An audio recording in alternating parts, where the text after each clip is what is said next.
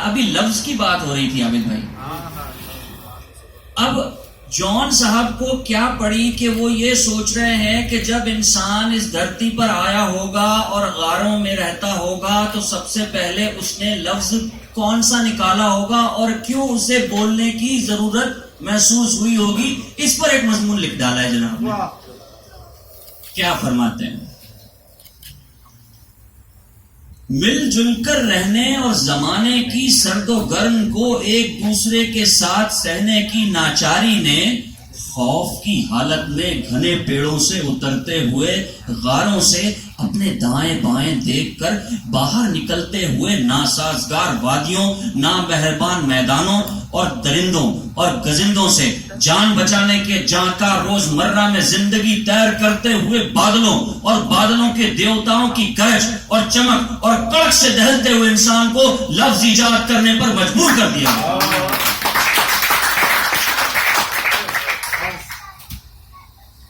اب اندازہ کیجئے کہ یہ میں کچھ پیراگرافز پڑھوں گا کہ لفظ کیوں ایجاد ہوا ہوگا. آپ یہ فرما رہے ہیں، اگلا جملہ دیکھیے. لفظ ایجاد کرنے پر مجبور کیا گیا. وجود کی ہیبت ناک تنہائی میں لفظ ایجاد کرنے اور کبھی آپ ہی آپ بولنے اور بڑبڑانے کا مطلب یہ ہے کہ انسان کا اس گمان کی آسائش میں سانس لینا کہ وہ ایک نہیں دو ہے.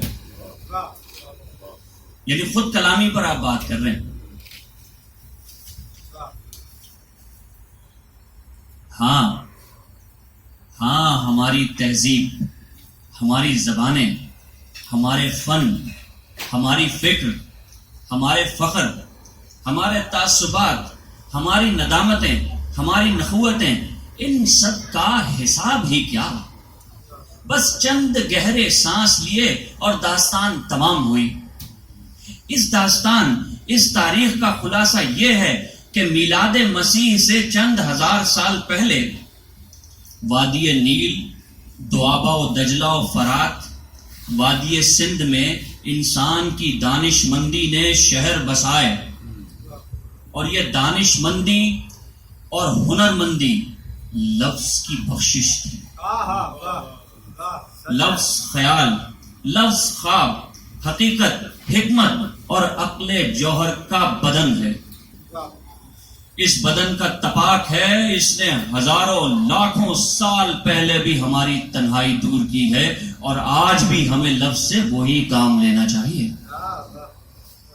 جو کام ہم نے اس وقت لیا تھا کہ جب ہم بے رحم فطرت کے مقابلے میں اپنے آپ کو بچانے اور آگے بڑھنے کی ہمت شکن مگر مسلسل جد و جہد میں لگے ہوئے تھے. اور جانی، اب لفظ کی ایک رمز سنو اور سر دھنو. لام فے زون. لفظ لام لا نہایت،